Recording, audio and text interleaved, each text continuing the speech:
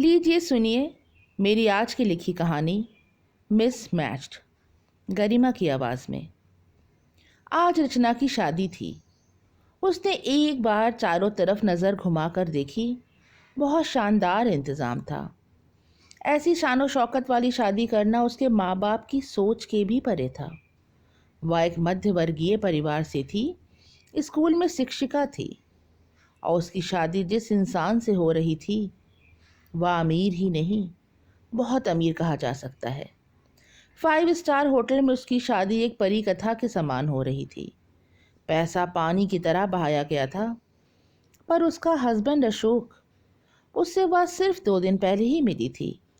इतनी जल्दीबाजी में उसके माँ बाप ने उसकी शादी क्यों तय कर दी वह समझ नहीं पा रही थी, और ना ही उसके पास पूछने का समय ही मिला था। रचना 28 वर्ष की हो गई थी और प्राइमरी स्कूल में शिक्षिका थी। एक आम सी जिंदगी बिताना उसे बहुत पसंद था। जब उसे महंगे जूते सस्ते में मिल जाते तो वह बहुत खुश हो जाती। छोटी छोटी दुकानों पर जाके भाव तौल करके सामान लेना उसे बहुत पसंद था। पर वह जानती थी कि उसकी शादी जिस घर में हो रही है वहाँ यह सब करना मुमकिन नहीं था। तभी एक आवाज़ से उसका ध्यान आकर्षित हो जाता है। वह उसका हस्बैंड था, अशोक। उसे अपनी शादी पर चंद शब्द कहने के लिए माइक दिया गया था। अशोक ने कहा, फाइनली आई एम मैरिड। और उसके घर के लोग जो पीछे खड़े थे वो बड़ी ज़ोरों से हंसने लगते हैं। रचना को यह बात बड़ी अजीब लगती है, लेकिन वह कुछ कहती नहीं। कहती भी क्या, वह भी धीमे से मुस्कुरा देती है। फिर अशोक ढेरों ऐसे लोगों के नाम गिनाता है जिन्हें रचना जानती भी नहीं थी, और अशोक उन्हें अपनी शादी करवाने के लिए धन्यवाद देता है। अंत में अपने परिवार को धन्यवाद देता है और स्टेज से नीचे उतर आता है। रचना असमंजस की स्थिति में थी। उसने ना ही तो रचना का नाम लिया, ना ही उसे स्टेज पे बुलाया।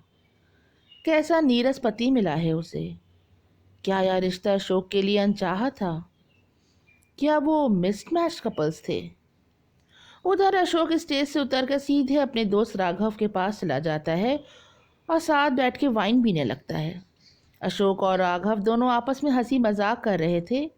तभी अशोक थोड़ा गंभीर हो जाता है और राघव से कहता है, कॉन्ट्रैक्ट तो मैंने अच्छे से पढ़ा है राघव। राघव उसकी तरफ बड़े आश्चर्य से देखने लगता है। वह जानता था कि वह किस कॉन्ट्रैक्ट के बारे में बातें कर रहा है। डैड ने मेरे लिए कोई विकल्प नहीं छोड़ा है। मैं उसे तलाक नहीं दे सकता, सिर्फ वह चाहेगी तभी तलाक हो सकता है। राघव अशोक की तरफ बड़े गौर से देखता है। तू यह क्या बात कर रहा है अशोक? आज ही तेरी शादी हुई है और तू तलाक की बात कर रहा है। अभी तूने रचना को जाना भी नहीं है। शायद वो तुझे अच्छी लग जाए और तू अपनी बाकी की जिंदगी उसके साथ गुजारना चाहे। नहीं राघव, तू नहीं जानता, यह एक मिस्ड मैच शादी है। बहुत दिनों तक नहीं चलेगी। और तू क्या समझता है, एक मिडिल क्लास लड़की ने मुझसे शादी क्यों की? सोच, पैसों के लिए। तो वह तलाक भी आसानी से दे देगी। वैसे भी डैड ने यह शादी मेरे ऊपर थोप दी है। सिर्फ 2 दिनों के अंदर शादी करने को कौन सी लड़की तैयार हो जाती है? मैं बहुत अच्छे से जानता हूँ ऐसी लड़कियों को। स्कूल में टीचर है ना, बड़ी होशियार है। पर तू फिक्र ना कर, मैं बहुत जल्द इसे छुटकारा पा जाऊंगा। थोड़ी देर में खाने की सुगंध उठने लगती है। खाने की मेज़ पर बहुत तरह तरह के व्यंजन सजे थे, पर रचना की भूख जैसे खत्म हो गई थी। उसके मन में एक अनजान शंका बैठ गई थी। तभी उसे बड़ी अच्छी सी खुशबू आती है। वह देखती है कि उसकी बगल की चेयर पे अशोक बैठा है। अशोक को उसने पहली बार इतने करीब से देखा था। उसकी घनी पलकें थीं, सुगठित शरीर, घुंघराले बाल और एक गजब का कॉन्फिडेंस। तभी किसी ने उससे कहा, कुछ खा लो बेटा। उसने देखा उसकी सास खाना सर्व करवा रही है। कुछ खा लो, कल सुबह 6 बजे ही तुम लोग को फ्लाइट से कहीं जाना है, जल्दी उठना होगा। सुबह 6 बजे की फ्लाइट से रचना को हनीमून पर जाना था, पर वो जा कहाँ रही थी ये तक उसे मालूम नहीं था। कोई घंटे 1.5 घंटे के बाद रचना एक अनजान कमरे में अनजान लोगों के बीच एक अनजान घर में थी। अपना फ़ोन देखते देखते कब उसकी आंख लग गई उसे पता ही नहीं चला। तभी दरवाजे पे खटखटाने की आवाज़ आई तो वह चौंक गई। उसकी सास आई थी। बोली, बेटा जल्दी से कपड़े चेंज कर लो, अशोक तैयार होके तुम्हारा इंतज़ार कर रहा है। रचना ने जल्दी से अपनी शादी का जोड़ा उतार दिया और एक हल्की सी लाल रंग की साड़ी पहनी और उसके साथ मेल खाते गहने। फिर वह अपना सामान उठा के नीचे ड्राइंग रूम में चली गई। अशोक उसे देखते ही उठ खड़ा हुआ और गाड़ी की तरफ चल दिया। रचना भागते भागते उसके पीछे गई। रास्ते में रचना ने अशोक से कई बार बात करने की कोशिश की, पर अशोक ने उसमें कोई दिलचस्पी नहीं दिखाई। रचना के क्लास में कई ऐसे शर्मीले बच्चे थे जो ज़्यादा बात नहीं करते थे, और उनसे अगर बार बार बात करने की कोशिश की जाए तो वह नाराज़ हो जाते थे और रोने लगते थे। रचना ने समझा कि अशोक भी कुछ ऐसे ही शर्मीले किस्म का है और उसे ज़्यादा बात करना ठीक नहीं समझा। एयरपोर्ट जाने पर रचना को मालूम हुआ कि वे मुंबई जा रहे हैं। मुंबई से उसकी बड़ी मीठी यादें जुड़ी थीं। कुछ साल पहले जब वह अपनी मौसी के पास मुंबई गई थी तो उन लोगों ने चौपाटी पे बहुत मस्ती की थी, और फिर वे गेटवे ऑफ इंडिया भी देखने गए थे। वहाँ पर सबका मन हुआ था कि रात का खाना वो होटल ताज में खाएं, पर 5 स्टार होटल में खाना खाने की हैसियत उनकी नहीं थी। फिर भी उसे मुंबई से एक लगाव सा हो गया था। आज मुंबई जाने के नाम पे वह बहुत खुश थी। एयरपोर्ट से उतर के वे दोनों टैक्सी में बैठ के होटल तक जा रहे थे तो रास्ते में दोनों की आंख लग गई। जब गाड़ी रुकी तो वह होटल ताज के बाहर खड़े थे। उनका कमरा उसी में बुक था। रचना का जैसे कोई सपना पूरा हो गया। वह बहुत खुश थी, पर वह अपनी खुशी जाहिर किससे करे? अशोक से, जो उसे छोड़कर आगे चल दिया था। रचना उसके पीछे भागते भागते होटल के कमरे में गई। होटल के कमरे में जाते ही अशोक ने टीवी ऑन कर लिया और ना जाने कौन सी खबरें देखने लगा। खिड़की के बाहर समुद्र की लहरों पर सूरज की किरणें चमक रही थीं। ऐसा प्रतीत हो रहा था जैसे उसकी लहरों पर हीरे चमक रहे हों। तभी अशोक का फ़ोन आ गया और किसी से गंभीरता से बात करते हुए कमरे से बाहर चला गया। रचना अपने सपनों के शहर को देखने में मगन थी। उधर अशोक किसी से फ़ोन पे कह रहा था, मुझे जल्दी से जल्दी यहाँ से बाहर निकलना होगा, कोई मीटिंग फिक्स करो, मुझे घुटन हो रही है इसके साथ रहने में। अशोक ने जल्दी से कैब बुक की और अपने मुंबई के ऑफिस में चला गया। उसे मन ही मन एक पल को रचना की याद आई, पर उसने तुरंत अपना मन हटा लिया। सच, उस लाल शिफॉन की साड़ी में रचना किसी अप्सरा से कम नहीं लग रही थी, और उस पे उसकी वह मुस्कान जो किसी का भी मन मोह ले। अशोक को शादी से रिश्ते पर विश्वास ही नहीं था। उसने अपने पिता का 3 बार तलाक होते देखा था। छोटी छोटी बातों पर उसके माता पिता की बहस हो जाती और नौबत तलाक तक पहुंच गई। उसके बाद अशोक के पिता ने रीमैरिज की, पर वह शादी भी टूट गई। अशोक जानता था कि पैसे रिश्तों से कहीं अधिक मजबूत चीज़ हैं। उसने मन ही मन निश्चित किया कि वह दिन भर ना तो रचना का फ़ोन रिसीव करेगा, ना ही उसे कॉल करेगा। रात को वो आग बबूला हो जाएगी और बस कुछ ही दिनों में उसका तलाक हो जाएगा और वह फिर से आज़ादी की ज़िंदगी जी पाएगा। पर 26 नवंबर 2008 की शाम उसके भाग्य में कुछ और ही लिख कर आई थी, और इस दिन वो हो गया जो होना नहीं चाहिए था। 26 नवंबर 2010। आज उस घटना को 2 साल बीत चुके हैं। अशोक किताबों की दुकान से कुछ चुनिंदा किताबें खरीद रहा है। फिर वह एक साड़ी की दुकान पर जाता है और लाल रंग की 2 साड़ियाँ खरीदता है। गाड़ी में बैठ के ड्राइवर से कहता है, सती माता मंदिर ले चलो। तभी उसका मोबाइल बज जाता है। उसके पापा का कॉल था। अशोक, कहाँ हो? पापा, मैं मंदिर से सीधा अस्पताल जाऊंगा, दोपहर तक ऑफिस आ जाऊंगा। अशोक, आई नीड यू, भूल जाओ उसे, वह अब कभी भी। पापा बस करो, आगे कुछ मत कहना, मैं आ रहा हूँ। मंदिर में जाके अशोक एक साड़ी माता को अर्पित करता है और दूसरी साड़ी वापस देके हॉस्पिटल आ जाता है। उसके एक हाथ में किताबें थीं और दूसरे हाथ में साड़ी। रचना, पुकारते हुए वह अस्पताल के कमरे में दाखिल होता है। पर रचना, वह बिस्तर पे लेटी थी। उसके शरीर पे ढेरों तार मशीनों से जुड़े थे। वह 2 सालों से कोमा में थी। अशोक बैठ जाता है और किताब खोल के पढ़ना शुरू कर देता है। तभी वहाँ नर्स आती है। अशोक उसको लाल साड़ी देता है और कहता है, इसे प्लीज़ आज रचना को पहना देना, आज हमारी 2nd एनिवर्सरी है। बड़े प्यार से रचना के माथे पे वह हाथ फेरता है और उसे निहारने लगता है। बस एक बार आंखें खोल दो मेरी जान, मैं तुम्हें कभी दूर नहीं जाने दूंगा।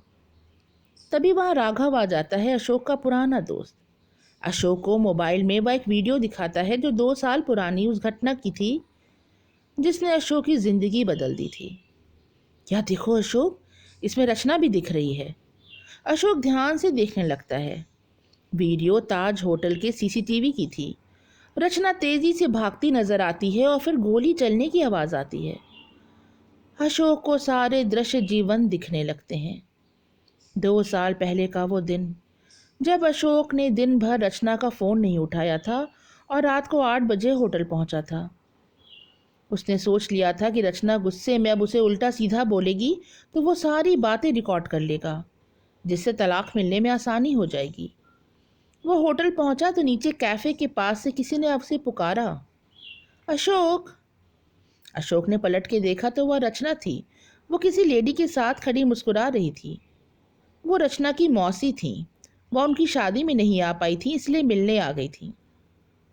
उसने आखिरी बार रचना को मुस्कुराते देखा था, क्योंकि इसके बाद सब कुछ बदल जाने वाला था।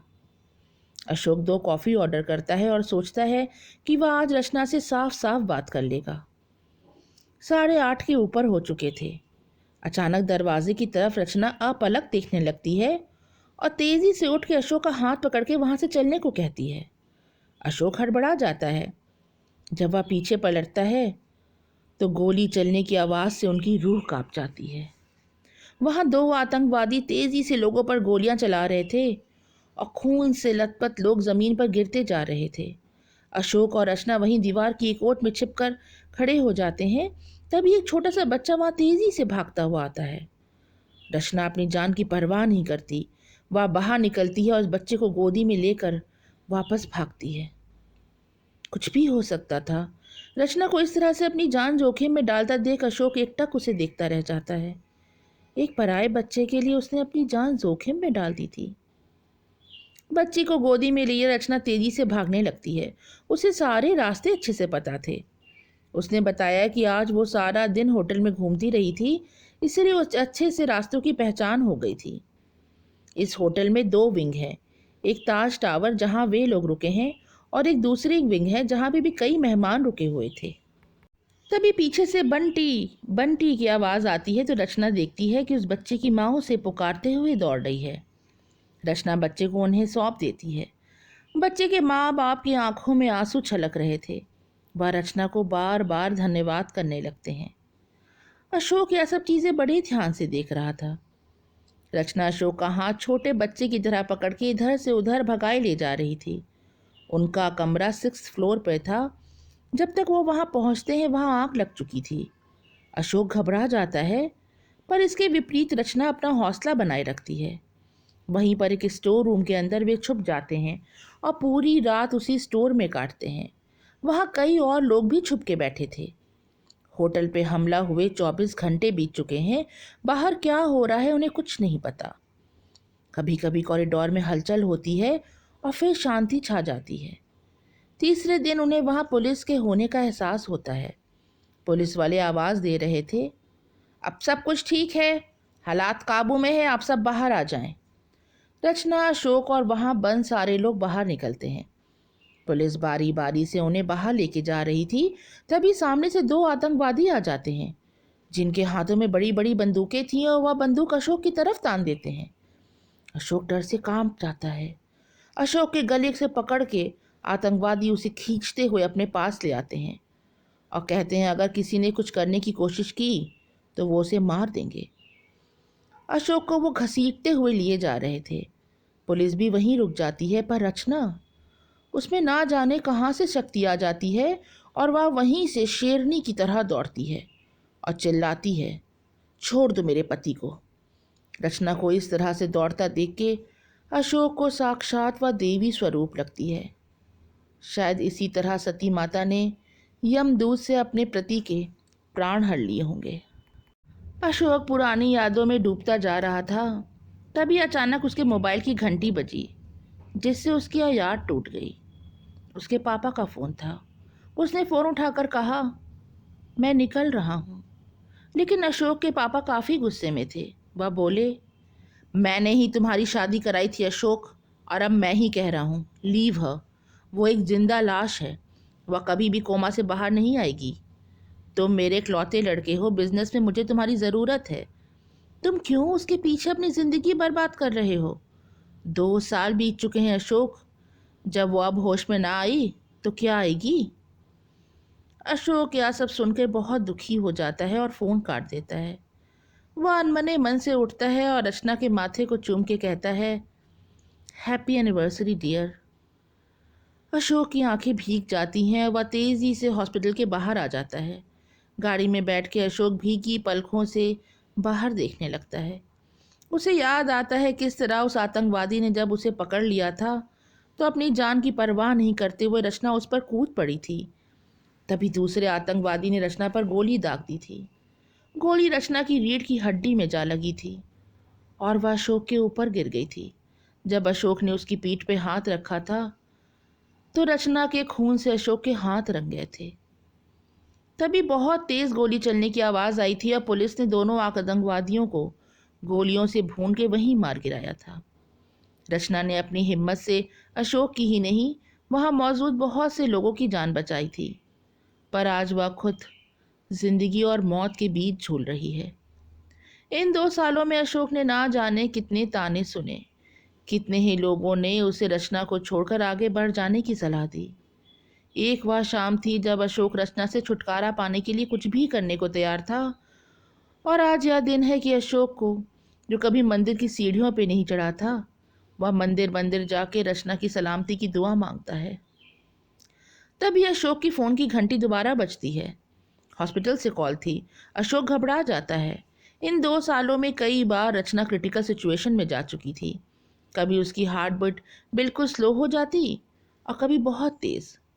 अशोक ने कितने ही बड़े बड़े डॉक्टरों से उसका इलाज कराकर किसी तरह उसकी सांसों को चलते रखा था। वह घबरा गया। उसने सोचा कहीं ऐसा तो नहीं कि वह रचना को हमेशा के लिए खो देगा। उसके मन में जो रचना के साथ ज़िंदगी जीने की चाह है वो खत्म हो जाएगी। अगर ऐसा हुआ तो अशोक फिर कभी किसी से प्यार नहीं कर सकेगा। प्यार नहीं, उसे तो रचना से अब मोहब्बत हो गई थी। वह सीढ़ियों से भागते हुए रचना के रूम में पहुंचता है तो बेड खाली था। वह पागलों सा हॉस्पिटल में इधर उधर भागे जा रहा था कि तभी उसे रचना के डॉक्टर दिखाई देते हैं, जो बहुत तेज़ी से आगे बढ़े जा रहे थे। अशोक जब उनको देखता है तो वो कहते हैं, रिलैक्स अशोक, एक खुशखबरी है।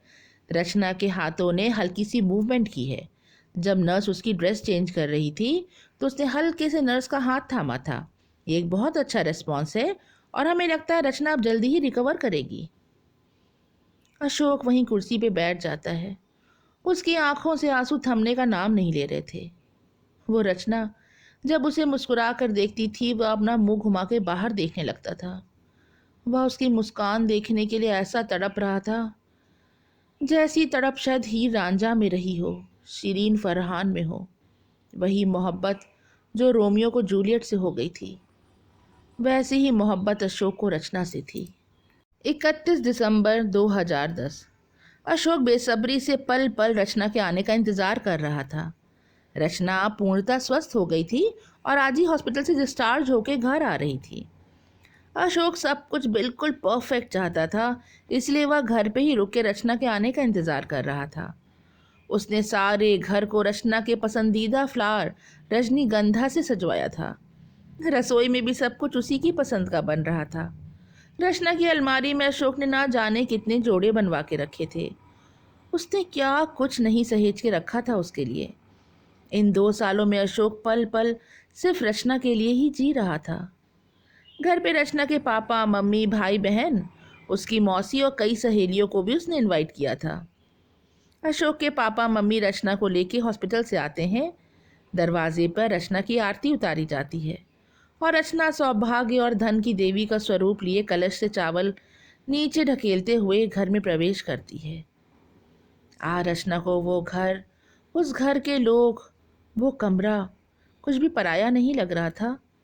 वह सब तो जन जन से उसके अपने थे। सारा घर रचना के आने की खुशी में सारा बोर था।